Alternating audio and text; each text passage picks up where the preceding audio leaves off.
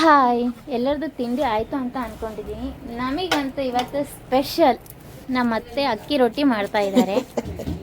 ಅದನ್ನು ಕೈಯಲ್ಲೇ ರೆಡಿ ಮಾಡ್ತಾರೆ.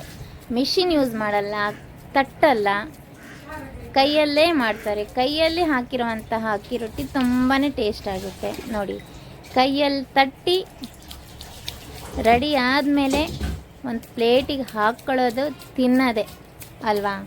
ಯಾರೆಲ್ಲ ಮನೆಯಲ್ಲಿ ಕೈಯಲ್ಲೇ ಅಕ್ಕಿ ರೊಟ್ಟಿ ರೆಡಿ ಮಾಡ್ತಾರೆ ಅಂತ ಕಮೆಂಟ್ ಮಾಡಿ. ರೆಡಿ ಆಗ್ತಾ ಇದೆ. ರೆಡಿ ಆದಮೇಲೆ ಜಸ್ಟ್ ತಿನ್ನೋದೇ ಕೆಲಸ. ತುಂಬಾ ಸಖತ್ತಾಗಿರುತ್ತೆ ಟೇಸ್ಟ್.